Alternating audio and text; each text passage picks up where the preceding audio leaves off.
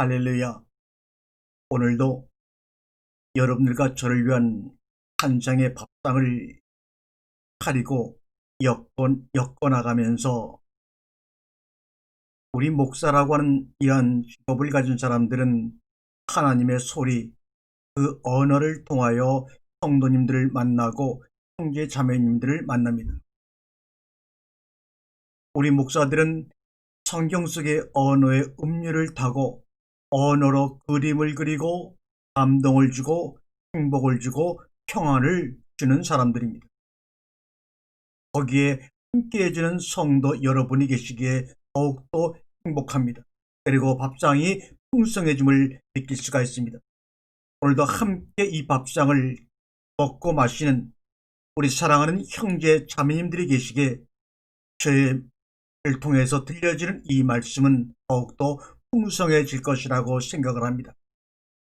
앞으로도 이 밥상을 함께 먹고 마시면서 주변에 이 밥상이 필요한 많은 분들에게 이 밥상을 소개해 주시고 더욱더 사랑해 주시기를 소망하는 마음으로 오늘 여러분들과 함께 나눌 양식의 제목은 기독교 신학과 호모데우스라는 제목으로 주신 은혜를 나누고자 합니다.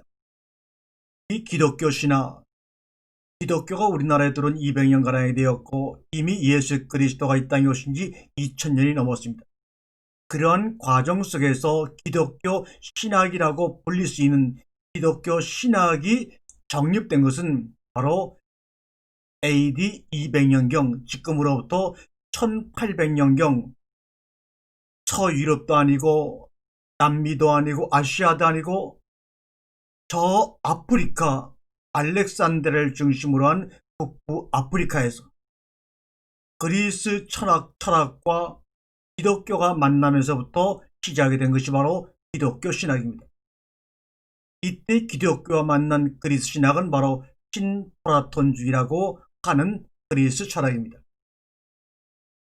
지금 우리가 북부 아프리카 하면 사람들이 많이 무시하지만 바로 우리가 믿고 따른 기독교의 기본 교리가 바로 북부 아프리카 알렉산드리아를 중심으로 만들어졌다는 것에 대해서 우리는 늘 우리가 지금 오지라고 생각하며 미개한 사람이 산다고 생각하는 아프리카를 향한 빚진 마음을 가져야 합니다.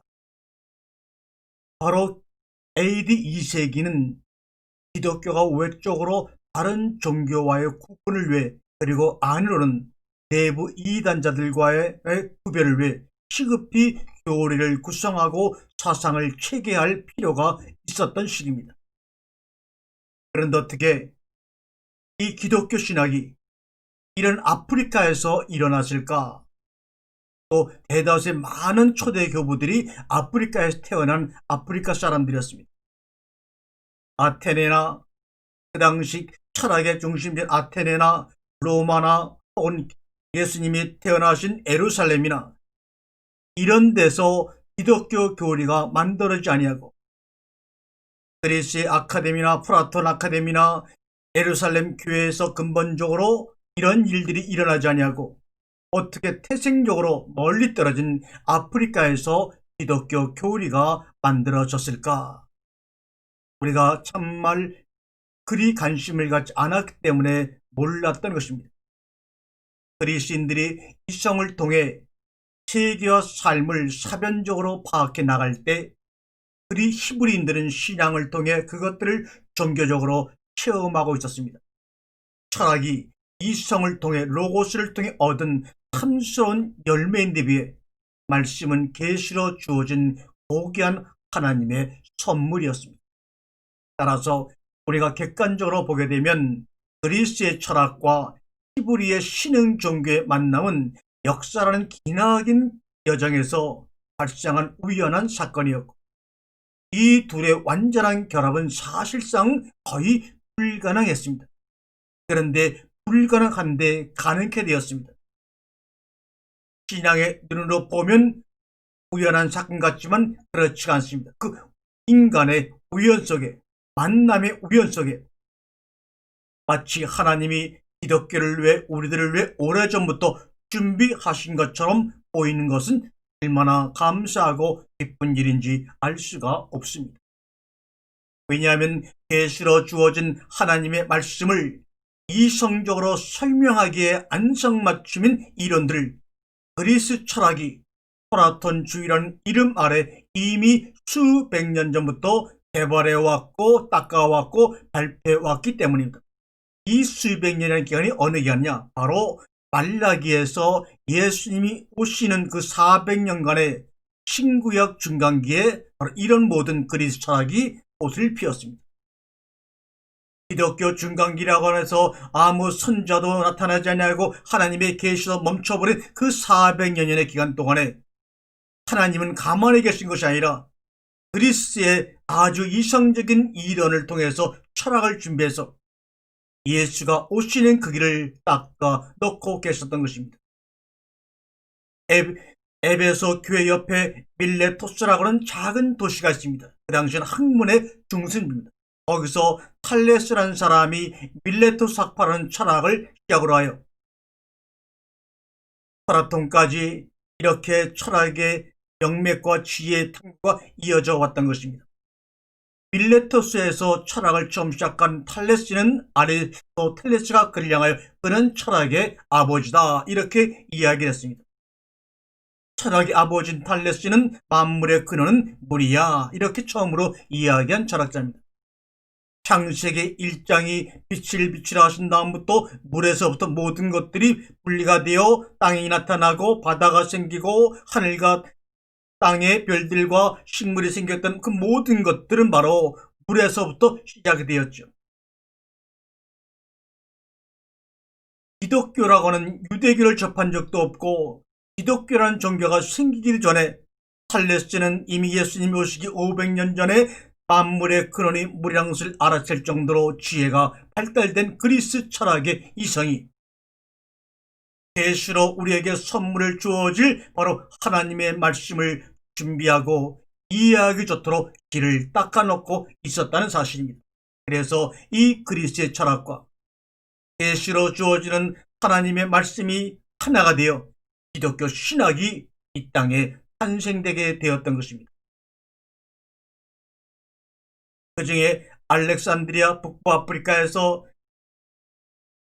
부둣가에서 노동자로 일하며 생계를 꾸려갔던 암모니오스라는 사람이 있습니다. 이 사람은 AD 175년에 태어나서 240년에 세상을 떠난 사람인데 중기 플라톤주의자였습니다.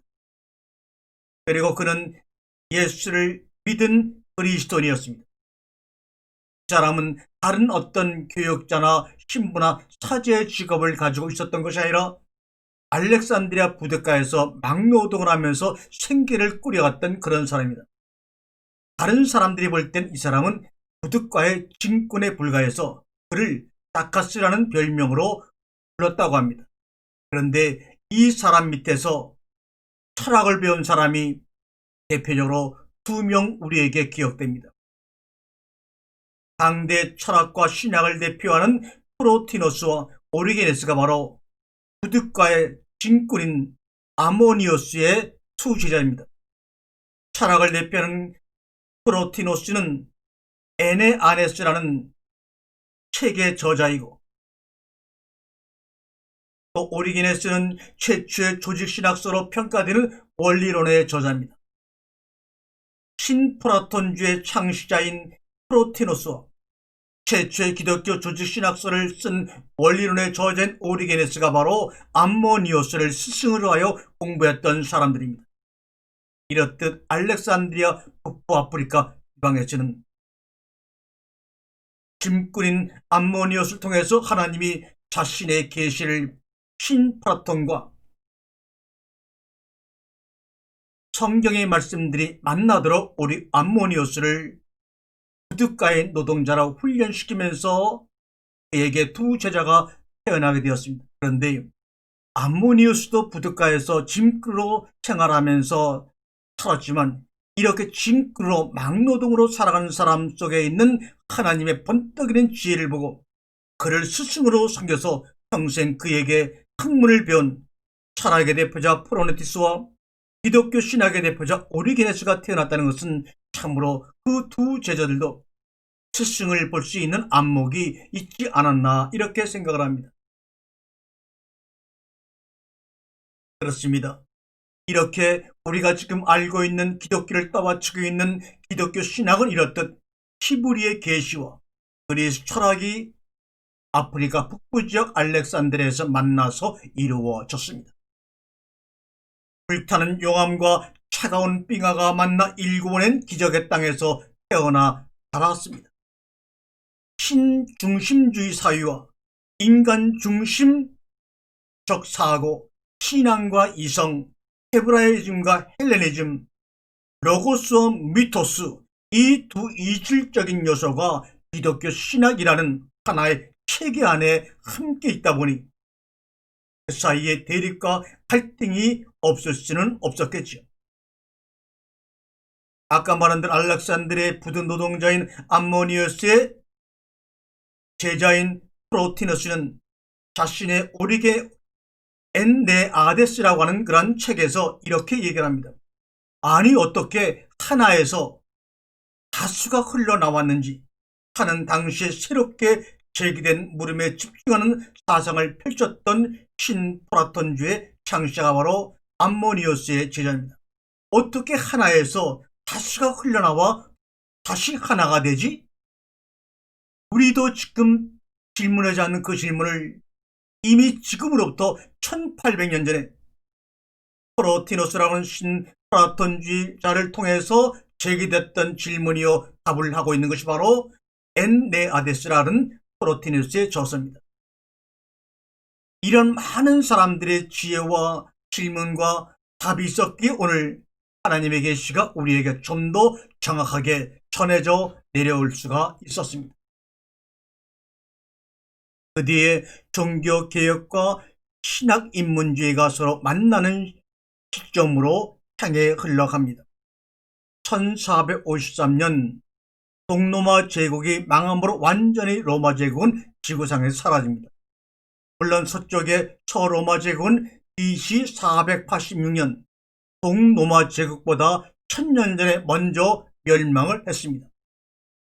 그런 다음 1789년 프랑스 대혁명이 일어나기까지를 보통 얼리 모던, 우리말로 근세라고 하죠. 이 시기에는 르네상스가 이탈리아에서 일어나 서구로 전파되었고 종교개혁이 이루어졌으며 과학혁명이 일어난 시기입니다. 그러자 이런 시기를 거쳐가면서 사람들은 차츰 진리가 더 이상 종교나 철학에 있는 게 아니라 자연과학과 사회과학에 있다고 믿기를 시작했습니다. 신앙에 의해 도달하는 하나님의 나라보다 이성에 의해 땅 위에 세워질 유토피아를 추구하기 시작했죠. 한마디로 근세는 신앙에 대한 이성의 반란과 전복이 시작된 시기였습니다. 바로 이때 인문주의가 등장해 초기 종교개혁자들과 개혁신앙에 적지 않은 영향을 끼쳤습니다. 인문주의는 중세 신중심적 사상과 문화에서 탈피하는 것을 목적으로 5대 정신을 재발견하여 인간 중심적 문화와 사상을 건립하고자 하는 지적인 운동이 바로 인문주의 운동이었습니다. 중세 1000년 동안 라틴어의 그늘에 묻혀 있었던 헬라어와 히브리어를 다시 익히고 5대 문헌들을 집중적으로 연구하면서 시작된 것이 바로 인문주의 운동입니다. 이때 이들이 연구한 고대 문헌에는 헬라어로 쓰인 그리스 고전뿐만이 아니라 히브리어로 적힌 성서와 기독교 고전들도 많이 포함되어 있었습니다. 그로부터 기독교 인문주의가 자연스럽게 싹트기 시작했고 초기 종교개혁자들이 바로 여기에 속한 인물들이었습니다.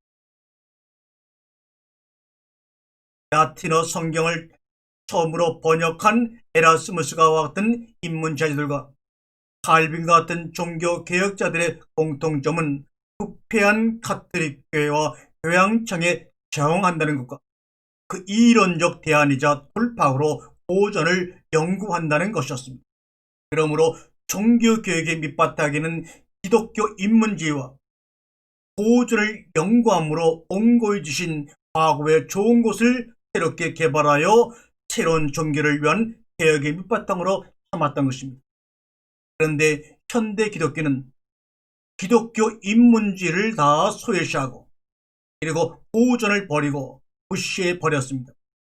개혁의 원리를 제공한 기독교 인문주의와 보존에 대한 이야기와 저서들을 버리고 그들의 종교 개혁을 이어간다고 하는 것은 있을 수 없는 생각이죠.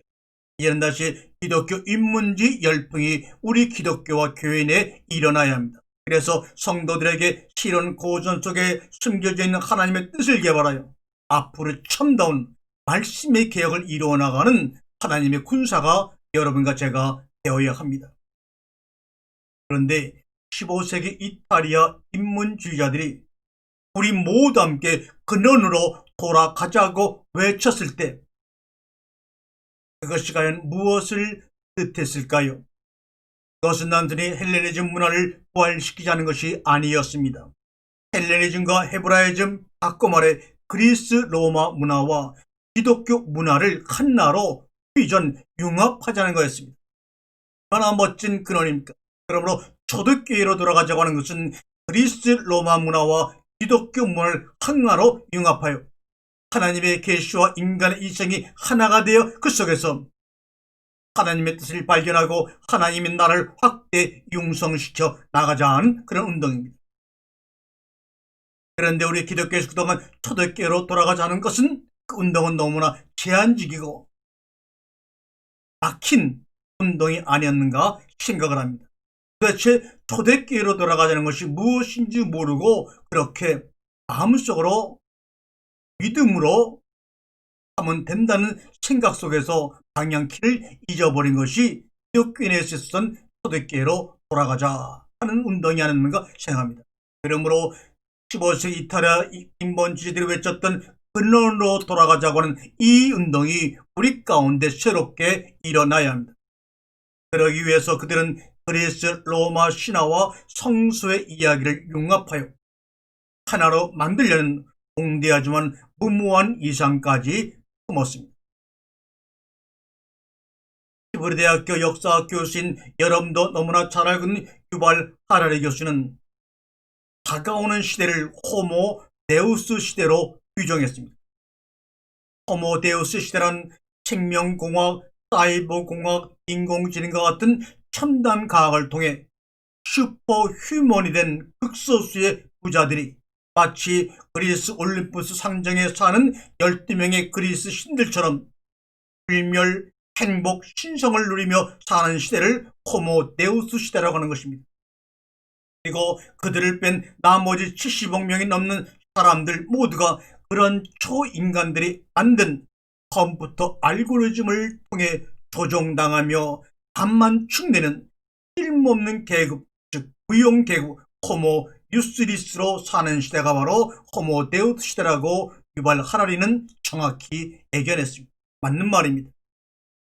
그러니 이 시대는 역사상 유례가 없는 첨단 과학의 시대이자 역사상 유례가 없는 불평등의 시대이고 또한 역사상 유례가 없는 절망의 시대요 역사상 유례가 없는 미래에 대한 불확성 속에서 살아간 민중들이 있는 고난의 시대입니다. 하나님은 호모데우스 시대와 함께 인류의 역사가 종말을 맞을 것이라고 또한 예언을 했습니다. 그는 이것을 18세기 인본주의는 신중심적 세계에서 인간 중심적 세계 안으로 이동함으로써 신을 밀어내었듯이 21세기 데이터교는 데이터를 중심으로 모든 사회정치가 이루어진 21세기에 생긴 데이터교는 인간 중심적 세계관에서 데이터 중심적 세계관으로 이동함으로써 인간을 밀어낼 것이라는 말로 표현을 했습니다. 하라리는 그 이유를 이렇게 설명합니다. 예를 들어 경제 성장과 생태계 안정, 지구의 평을 환경을 오염시키는 생태계 안정 중 하나를 선택해야 하는 순간이 오면 정치인들은 CEO는 유권자들의 10중 8구는 생태계 안정, 지구의 안정을 택하는 것이 아니라 경제 성장을 선호한다는 것이죠. 지금도 코로나19를 맞이해서 온 세계가 많은 사람이 죽음에 빠지고 질병 속에서 건강을 유지하며 경제가 망가지고 있는 이때 전 세계 정치인이나 CEO들이나 많은 사람들은 생태계 안정을 염려하고 그것을 연구하며 잘 지키자는 쪽으로 나가는 것이라 빨리라도 경제 제재와 코로나19이라는 제재를 풀어서 경제 안정을 이룩하자고 지금 많은 나라들이 조금씩 경제했던 모든 것들을 풀어나가는 모습을 볼 때 하라리의 말이 빈말이 아님을 실감합니다. 그래서 우리는 결국은 생태계 안정을 유지시키지 못함으로 경제 성장이 이루어지는 가운데서도 파국을 면치 못할 것입니다. 이 파국을 막을 브레이크가 어디에 있는지는 아무도 모르고 만일 어떻게든 브레이크를 밟는다면 경제가 파국에 이르고 그와 함께 사회도 무너질 것이라고 하는 것입니다. 오늘날의 경제가 살아남기 위해서는 끊임없는 성장이 필요하기 때문입니다. 자전거를 밟고 있는 페달이 멈추게 되면 쓰러지는 상태 속에서 경제 성장이 지금 지속되고 있는 꼴입니다. 이어서 하바리는 자본주의가 불멸, 행복, 신성을 추구하라고 우리를 부추기는 이유가 여기에 있다고 진단합니다. 요컨대 자본주의와 첨단 과학기술이 자체 생존을 위해 서로 손잡고 우리가 호모데우스가 되기를 부추기면서 파국으로 몰아가고 있다는 뜻입니다. 무한한 풍요와 무제한적인 자유와 무차별적인 평등을 약속했던 근대적 이성은 이렇게 우리가 일찍이 보지 못했던 어둠을, 혼돈을, 공허를 잉태하고 있었습니다. 빛나는 한낮의 칠흑 같은 어둠이 공포와 함께 찾아와 현관문을 지금 두드리고 있는 것입니다. 그래서 여기서 여러분들에게, 사랑하는 나의 형제 자매들에게 묻고 싶은 것이 하나 있습니다. 기독교가 지난 2000년 동안 인류 문명에 결코 작지 않은 역할을 해왔다면, 기독교 신학이 세속적인 이 세계를 성스러운 하나님 나라와 연결하는 교랑 역할을 해왔다면, 왜 그리고 어떻게 지금 우리가 이런 파국을 마주하고 있는가 하는 것입니다. 바꿔 말씀을 드리면 우리가 마주한 파국적 현실에 대해 기독교 신학은 아무 책임이 없는가 하는 거죠. 왜 침묵을 지키고 있는가 하는 겁니다. 그래서 그 위에 신의 죽음과 그 이후의 풍경들이 우리에게 나타나고 있어요. 저는 이 이야기를 1882년으로 돌아가서 시작하려고 합니다. 왜냐하면 독일의 철학자 니체가 그의 즐거운 학문이라는 책에서 1882년에 열광적인 문체로 토드 고테스, 신의 죽음을 선포했기 때문입니다.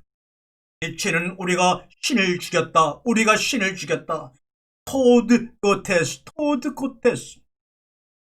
너와 내가 신을 죽였다, 우리 모두가 신을 죽인 살인자라고 아주 비장하지만 무척 당당하게 외쳤습니다. 1882년에. 그런데 이때 니체가 말하는 신의 죽음은 무엇을 뜻하는 것일까요? 당연히 이것은 2000년 전에 이미 십자가에 못 박히신 예수 그리스도가 죽었다는 의미는 아니겠지. 그럼 니체는 도대체 누가 죽었다고, 아니 우리가 누굴 죽였다고 이런 말을 했을까요? 알고 보면 이 말은 314년 콘티넌스누스 1세가 미라노 칙령으로 기독교를 공식적으로 인정한 이래 서구 문명을 구축하고 이끌어왔던 신본주의의 가치들이 몰락했다는 것을 의미하는 말입니다. 서양 문명은 니체가 살았던 19세기까지 적어도 1500년 동안 신이라는 이름으로 불려왔던 신본주의의 가치들로 구축되었던 사회와 문명입니다.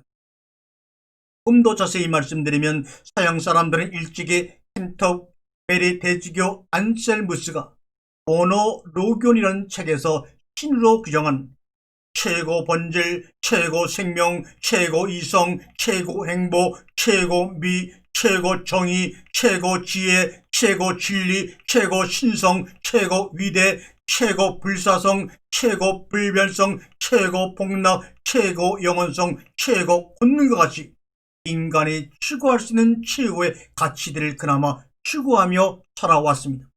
그런데 15, 16세기의 르네상스, 16세기의 과학혁명, 17세기의 계몽주의, 18세기의 프랑스 대혁명과 산업혁명, 그리고 19세기의 실증주의와 다윈의 지단론이 등장하면서 사람들은 그동안 신이라는 이름으로 추구해왔던 신본주의 가치들에서 차츰차츰 등을 돌리기 시작했습니다.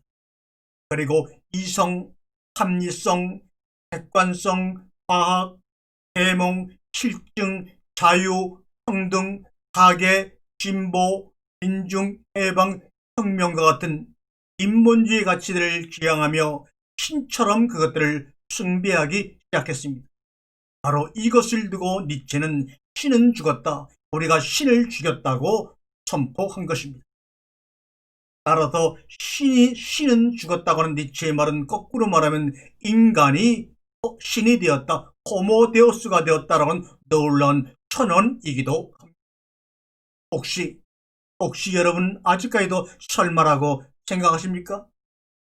인상적인 증거들이 남아 있습니다. 예컨대 17세기 이후 계몽주의자들은 신의 관점에서 인간과 세계를 설명한 성서를 대신해 인간 이성으로 그것들을 설명한 백과사전을 만들기 시작했습니다. 그 중에 대표적인 백과사전이 브리테니카 백과사전입니다. 그리고 신이 세울 하나님의 나라 대신 인간이 스스로 이성으로 이룩할 유토피아 건설에 발벗고 나섰죠. 계몽주의자들에게는 백과사전은 새로운 성경이었고 민주사회가 지상의 천국이었던 것입니다. 지금은 데이터교를 만들어서 성경과 하나님의 나라를 대치하고 있는 시대입니다.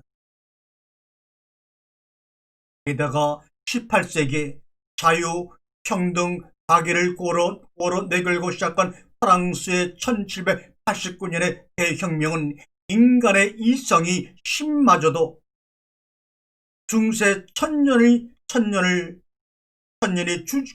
주지 못했던 자유롭고 평등한 새로운 사회를 만들 만한 놀라운 가능성을 갖고 있음을 우리들에게 보였던 혁명입니다. 역시 이신교도였던 미국의 제3대 대통령 토마스 제퍼슨, 이는 1743년에 태어나 1826년에 죽었는데, 이 3대 대통령 토마스 제퍼슨은 성경에서 비이성적인 부분들을 모두 삭제해버린 제퍼슨 성경책을 만들어내기도 했습니다. 예수님의 부활과 그에 의한 구원 기록들을 모두 삭제한 것이죠. 빙산의 일각들이지만 이런 일들은 계몽과 이성이라는 말로 대변되는 근대성의 본질을 말해주는 상징적인 사건들이었습니다. 그뿐이 아닙니다. 19세기에는 프랑스 사역자 오기스트 꽁트가 창설한 인류교가 등장했습니다. 그것은 과학주의와 실증주의가 유행한 당시의 사회적인 배경을 등에 업고 기독교를 크게 위협하던 이신교와 같은 또 하나의 이단적 변종 기독교가 바로 오기스트 꽁트가 창설한 인류교입니다. 인류교에서는 집단적 인류가 하나님이고 인류를 위해 공헌한 통치자, 과학자, 종교인, 예술가가 성인들로 봉헌되었습니다. 이 종교는 이른바 신계몽주의자로 불리는 지식인들, 즉 스트라우스와 같은 자유주의 신학자들, 오은과 플리에 같은 초기 유토피아 사회주의자들, 그리고 조지 엘리엇과 같은 뛰어난 예술가까지도 적극 참여한 그런 교회를 만들었던 것입니다. 그리고 오늘날에는 리처드 도킨스나 크리스토퍼 히치스와 같은 신인화론자들 못지않게 신을 조롱하기 시작했습니다. 인간이 신이 되는 시대, 오늘날 유행하는 용어로 표현하자면 호모데우스의 시대가 이미 이때 시작을 했던 것입니다. 이 점에서 보면 신은 죽었다는 니체의 선언은 콘티탄시누스 대항제의 밀라노 칙령에 버금갈 만한 문명적 사건이자 상징이라고 할 수가 있습니다. 그런데 그 결과는 어떻게 되었을까요? 신에게서 벗어나 고삐 풀리는 인간들은 한껏 마음껏 참된 자유와 평화를 누렸을까요? 과학주의, 계몽주의, 실증주의가 추구하는 인본주의 가치들을 통해 인류는 정말 지상 낙원을 구축했고 인부의 차별이 없어진 그러한 땅에서 마냥 행복한 삶을 살았을까요? 19세기 말 당시 사람들은 정말 그러한 일이 일어나리라고 기대를 했던 것 같습니다. 그러나 여러분이 알다시피 그것은 한낱의 허망한 꿈이었습니다. 인간의 이상이 신으로 등극하자마자 세상엔 오히려 끔찍한 추위와 어둠이 닥쳐오고 몰려오기 시작했죠. 니체가 신의 죽음을 선포한 지 불과 30년도 채 안 되어 1차 세계대전이 일어났습니다. 그리고 얼마 안 되어 2차 세계대전도 발생했습니다. 아우슈비츠 사건과 군락 수용소에서의 유대인들을 죽이는 만행, 히로시마와 나가사키에서 원자폭탄 투하로 수십만 명이 죽는 끔찍한 일들이 일어났습니다. 그것은 이성적 인간, 계몽주의 세계에서는 도저히 상상조차 할 수 없는 비인간적인 사건들이 계속해서 꼬리에 꼬리를 물고 일어났습니다. 그러고 보면 니체는 어쨌든 예지가 번떡이는 사람이었으면 틀림이 없습니다. 니체의 판단이 옳았습니다.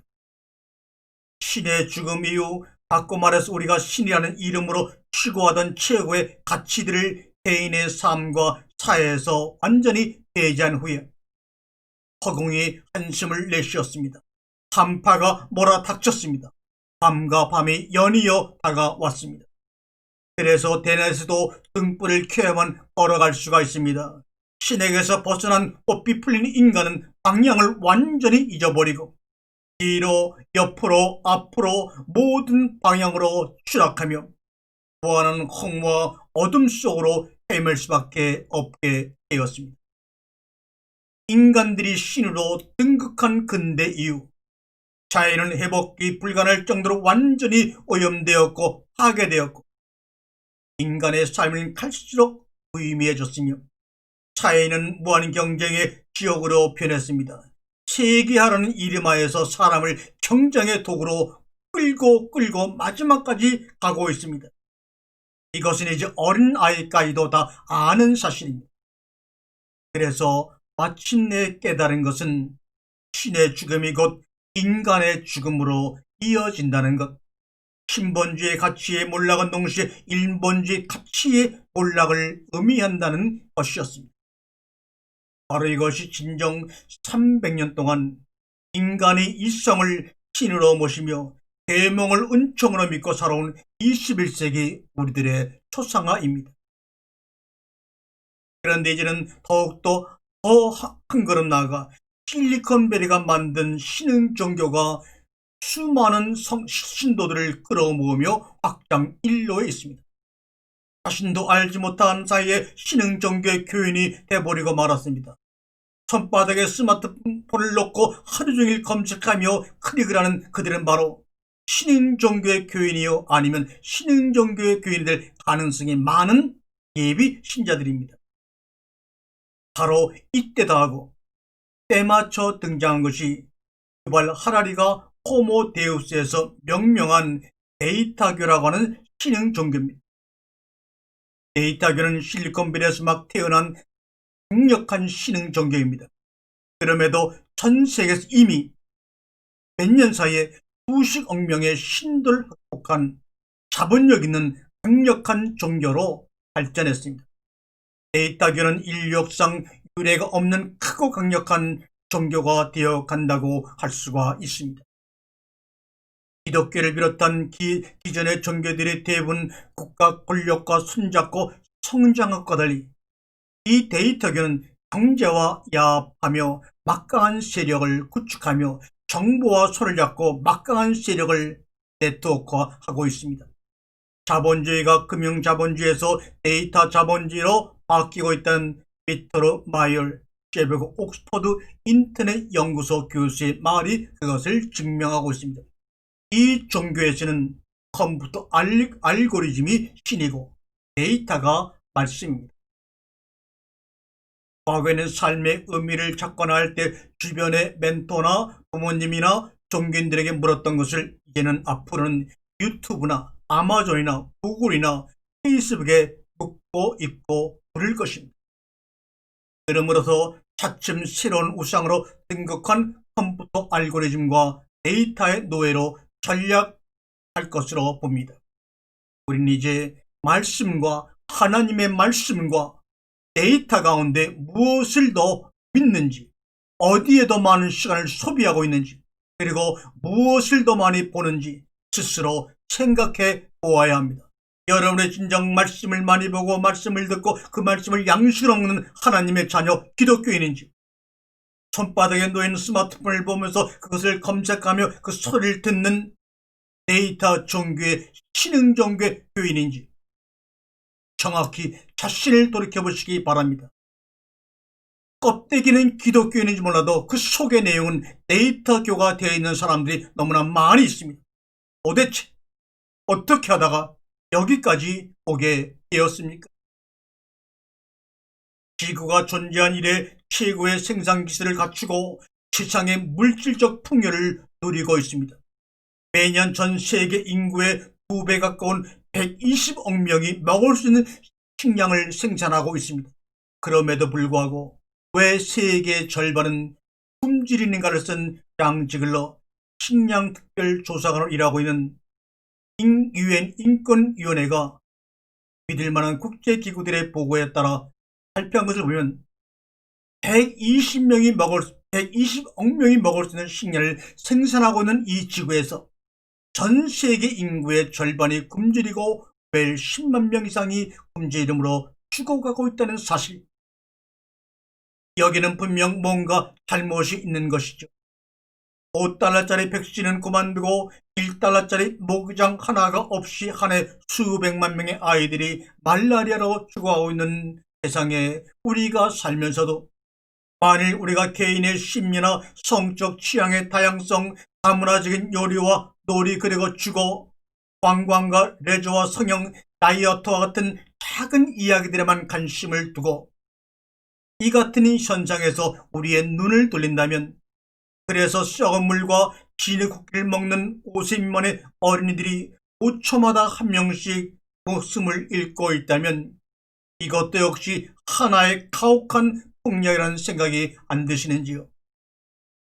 우리는 이제 신의 은총이, 하나님의 은혜가 사라진 하늘 아래서, 인간과의 연대와 협력이 사라진 땅 위에서 작은 이야기들이 지향하는 다양성과 상대성에 매몰되어 아무런 표정도 없이 스스로 갈 길을 결정하고 책임져야만 하는 포스턴 모던 시대를 맞이했습니다. 지체 말로 말하면 각자가 살아가는 각자 도생의 시대가 온 것입니다. 그래서 우리는 마치 부모를 잃은 아이들처럼 혹은 의사가 없는 환자들처럼 허둥대기 시작했고, 거리에는 위험과 공포가 유행처럼 떠돌기 시작했습니다. 컴퓨터 알고리즘에게 살 길을 묻게 된 것도 바로 그래서이지요.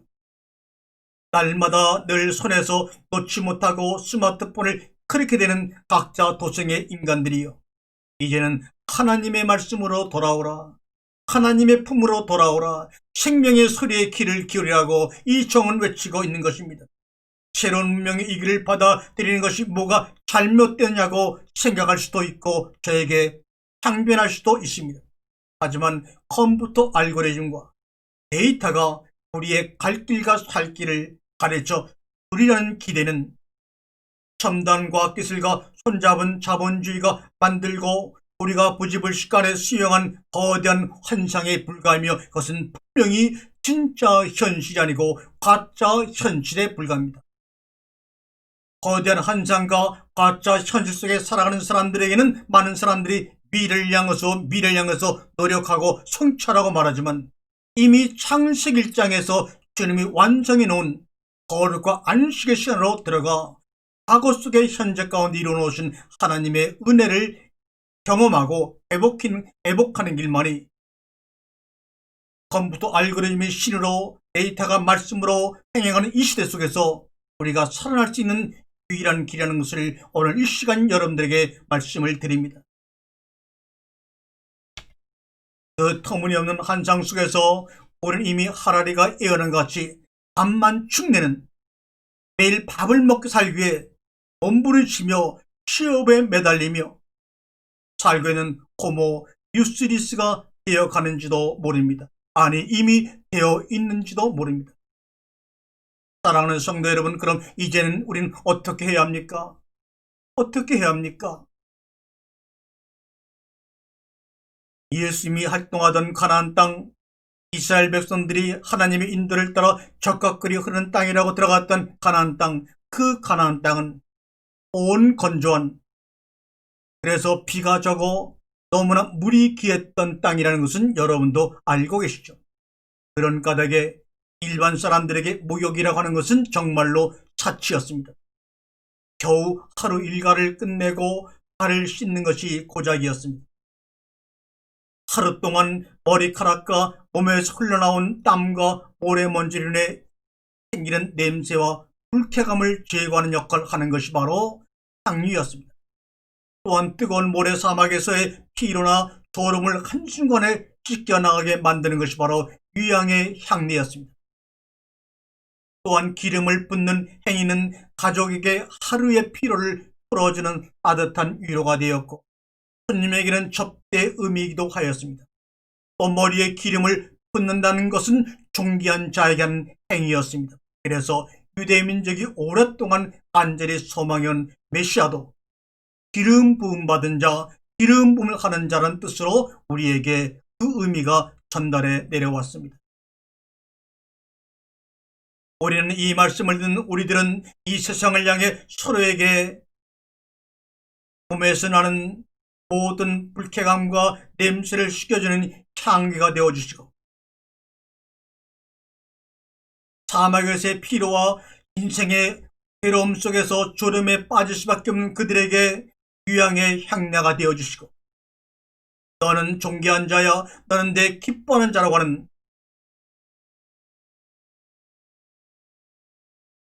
의미로 늘 날마다 기름을 부어주는 역할을 함으로 말미암아 이 어두운 호모리스리스가 판을 치는 이 세계 속에서 우리는 회복되고 평안한 삶을 살 수가 있습니다. 기름 부음 받은 자, 기름 부음을 하는 자라고 해서 어떤 영적인 능력을 얻기 위해서 하늘에서 부어 주시는 것이 아닙니다. 너는 내게 존귀한 자요, 너는 내가 기뻐하는 자라. 사실은 주님의 음성을 듣고 서로가 서로에게 너는 나에게 존귀한 자고, 너는 나에게 의미가 있는 자고, 너는 나는 너에게 인정 있는 사람으로 받아주기 원하고, 또 받아주는 거룩한 의식이요 확증이 바로 기름 부음을 하여 주는 것입니다. 우리가 공자가 논어에서 이런 이야기를 했습니다. 생이지지, 사기지지, 본이지지. 이 말이 무슨 말입니까? 태어나면서 아는 것, 배워서 아는 것, 고난 가운데 아는 것, 이런 모든 것들은 생각으로 알아지는 것이 아니야. 다 몸으로 알아지는 것이야 라고 말합니다. 이 땅에 태어나면서부터 아는 것은 생각으로 알아지는 것이 아니고 몸으로 알아지는 것이고, 사기지지, 배워서 아는 것도 생각으로 알아지는 것이 아니고 몸으로 알아지는 것이고, 태어나서 배워서도 몸으로 알지 못하는 사람은 고난과 고통 가운데서 알아지는 것이다. 그것도 바로 몸으로 알아지는 것이라고 말합니다. 이제는 생각과 관념 속에 붙잡혀서 가상의 현실, 거짓의 현실 속에 살아가는 것이 아니라 데이터 교를 말씀으로 컴퓨터 알고리즘을 실로 살아가는 미래를 향한 삶의 가상이 아니라 서로가 서로에게 향유가 되어주고, 서로가 서로에게 유향의 냄새가 되어주고, 서로가 서로에게 기름 부음의 역사를 일으킬 수 있는, 몸이 몸을 서로 알아주는, 그래서 너는 존귀한 자요, 너는 나에게 기쁨이 되는 자라고 의미를 서로 부여해주는 놀라운 회복 가운데서 이 시대를 끌고 나갈 수 있는, 이 시대 모든 병폐된 문제들을 풀 수 있는 은혜와 역사가 여러분의 몸을 통해서 일어날 줄로 압니다. 공자가 말한 학예지지의 정과 생애지지의 정은 몸이 아는 것이지 생각으로 알아지는 것이 아닙니다. 오늘도 이 말씀을 들은 여러분들이 여러분의 생각과 관념 속에 깨달음을 가지고 기쁨을 가지고 살아가는 것이 아니라 이것은 바로 여러분이 먹고 마심으로 여러분이 몸이 알아내고 몸이 감격하고 몸이 유황이 되고 몸이 향유가 되고 몸이 기름이 되는 놀라운 역사로서 서로 몸과 몸을 부딪힘으로 하나님의 나라를 울림과 떨림으로 경험할 수 있는 우리 사랑하는 모든 성도, 형제, 자매가 되시기를 간절히 기도합니다. 아멘.